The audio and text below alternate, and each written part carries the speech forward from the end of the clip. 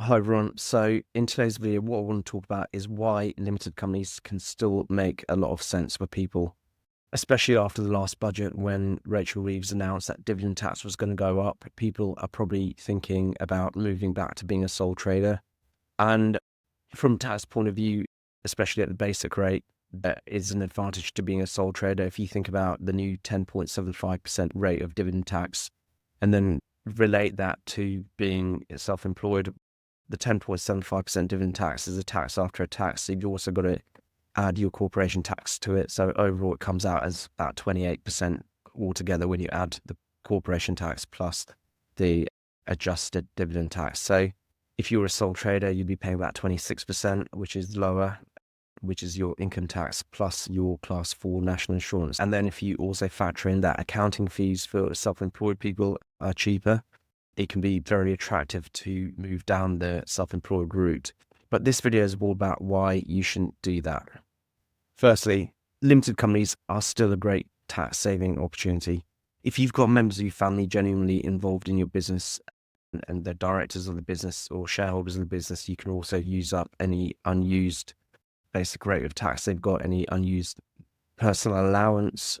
And also, if you're making quite a lot of money, limited companies are a great way to leave money in your company and not pay the higher rates of dividend tax.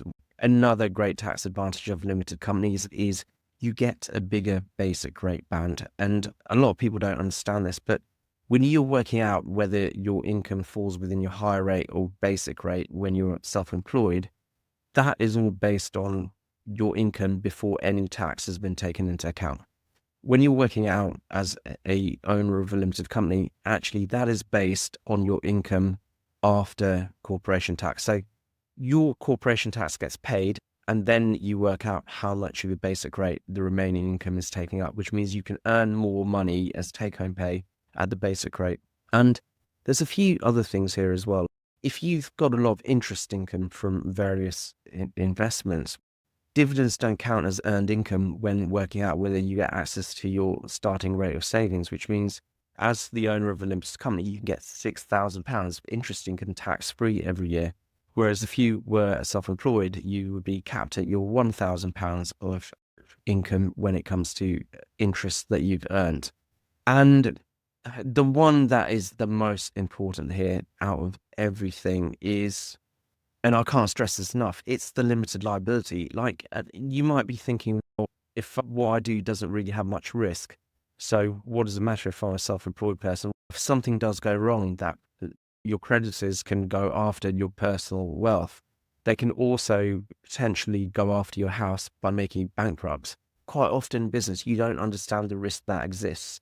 And quite often people are lulled into a false sense of security because they think they can get insurance for this, they can get insurance for that. What happens one day when you stop trading and you turn your insurance off, and then someone starts some sort of litigation against you and you're no longer covered by your insurance? Right now, limited companies are going through a bit of a hiccup from a tax point of view. Maybe it won't always be that way, but the reasons why someone is limited in general haven't changed. It is usually when there's multiple people involved, when they've got employees, when they're taking risk, when they want to be able to take risk without losing everything they've got on a personal level. This is all really important stuff. And maybe one more to throw in there is there's just a lot of people out there who won't work with self-employed people. There's too much risk with working with self-employed people sometimes because HMRC can come along and just say, actually, no, they're an employee. We want you to pay their employee taxes. That doesn't happen when you're working with a limited company. So there is also an element where it just makes it easier to get business when you're a limited company. So this video has covered a few points, some of them good, some of them bad. I'll let you be the judge of that, and I will see you at the next video.